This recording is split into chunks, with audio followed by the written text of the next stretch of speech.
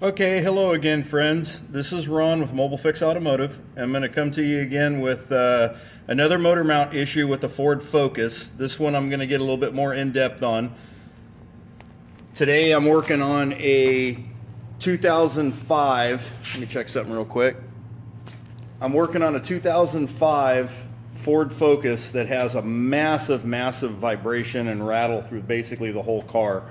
Once again, like I said on the other video when we did the transmission mount, it's very common for these mounts to compress and allow the engine and tranny to just sit on the frame and basically transmit all of the vibration from the engine into the car, and basically the driver and the passenger and everybody, just get rattled and makes a lot of noise. Okay, so I'm going to explain exactly what's going on with it. We're not going to do a repair on this video.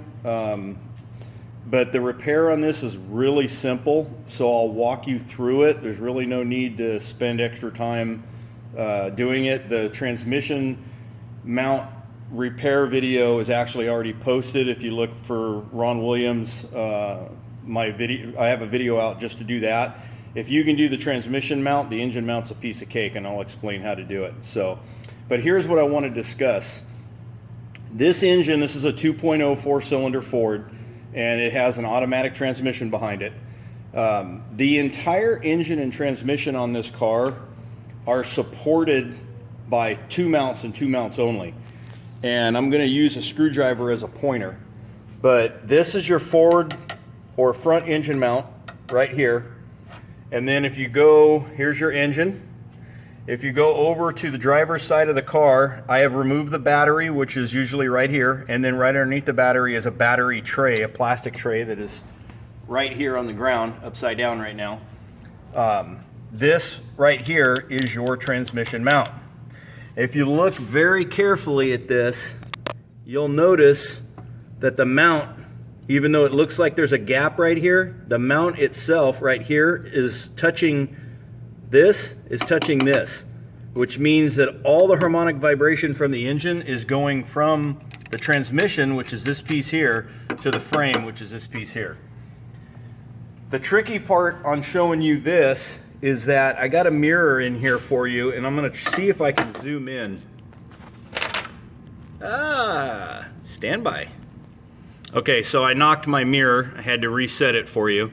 I'm going to zoom in on this mirror right here and try not to knock this again. But if you see there's a square with a piece of aluminum on the left-hand side, and then you have a black mount on the right-hand side. We're looking into a mirror. Remember, I'm going to back up so you can see. There's a mirror, so this is a close-up shot. See how those two pieces are touching? Okay, that's not what we want to see. What we want to see is this right here. This is the mount that's going to go into this vehicle. And if you look really carefully, you'll notice that there's a gap right here. Okay, this is this part right here that my screwdriver is pointing at. This is mounted on the engine, and this housing out here, the outer housing, is actually mounted to your chassis. So what you want to see is you want to see this gap right here between these 2 points. Now, this is a brand new mount, so it's got a big spread. Now remember, this is, in some cases, these are liquid filled mounts. I believe this might be one of them. When we put this on the vehicle and we set the weight of the engine down on here, this gap is going to shrink. But these two pieces should never touch. What we're looking for is all engines create what's called a harmonic vibration. It's just a byproduct of an internal combustion engine. They're getting better. The more expensive engines have found a way to counterbalance them out, but all engines have it. These Fords have a lot of harmonic vibration. As long as these mounts are in good shape and the inner and outer mounts don't touch, you generally have very little vibration through your car.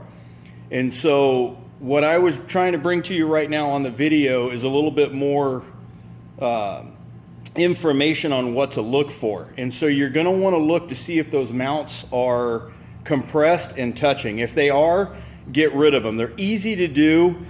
And I'm going to give you another little heads up right now. They sell this front motor mount that I just shown you, or showed, if you want to be proper English. This mount right here, I purchased it as a one-piece assembly. They sell this mount with just this piece right here, which is just the motor mount itself without the housing. Do yourself a favor.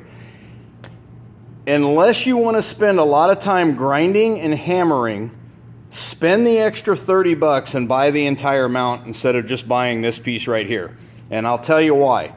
Because to do just this centerpiece, you have to pull the whole assembly off the car anyway, okay?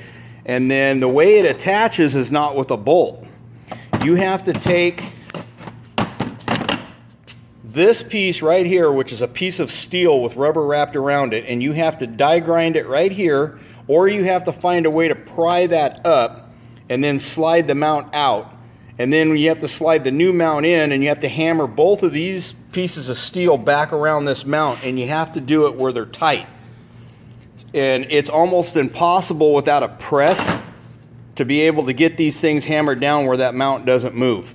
So my recommendation, if you're going to do the front engine mount on this car, just go ahead and buy the one that's complete. I think the difference between the price was like 30 or 40 bucks. So, I mean, if you're pinching pennies and you want to go through the hassle of separating this, you know, by all means, go right ahead. I'm not going to hold anybody back from having fun, but, you know, it's just, I'm at the point where I'm not going to do it. So, okay, so where we're at right now is we already know that the mount's collapsed on the transmission. We already know that the mount is collapsed on the front of the engine. And we've already established the fact I have a video to show how to do the transmission mount. So real quick, I'm going to walk you through what you would do to replace the engine mount.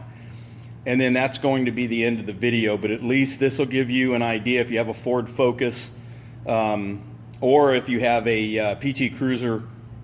This is a good way to find out if the vibration that you're feeling in your cars is something relatively simple.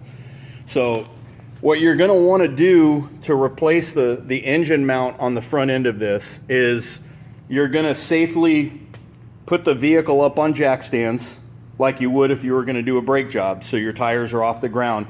And if you have a low enough jack, you don't even have to jack the car up. But you need to put a jack underneath the engine oil pan. I recommend putting a piece of 2x4 on top of the jack so that you don't have metal-to-metal contact. And you're basically going to jack the front of the engine oil pan up until you see this piece right here, the one that's attached to the engine, lift up inside of this mount about 1/4 of an inch. Once that's done, let the jack stay right there. And then there is a 10mm bolt right here on the day gas bottle. You don't even have to take the coolant out of this if you do it right. But you're gonna take that 10mm bolt out, and you're gonna take this, and you're basically just gonna stand it. I guess I'll back out so you can see. You're just gonna stand it straight up. And if you want, you can zip tie it or have somebody hold it for you.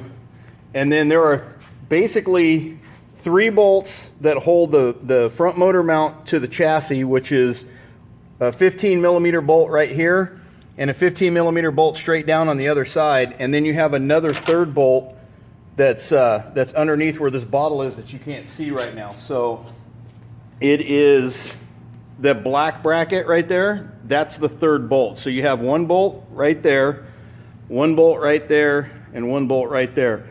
Once you unbolt those and you safely have a jack underneath the engine, that'll just pull right off. You can put the new one on, bolt it back down, make sure all your stuff is tight, put the coolant bottle back down in there, put the bolt back in the coolant bottle, remove the jack, and that motor mount is finished. So if you have any questions or you want me to tackle this for you and you're local in my area, I'd be more than happy to. I've been putting my phone number and contact info on my business card at the beginning of my videos. So once again, this is Ron with Mobile Fix Automotive, and hopefully this will help you Ford Focus guys out with engine vibration. Have a nice day. We'll see you on the next video.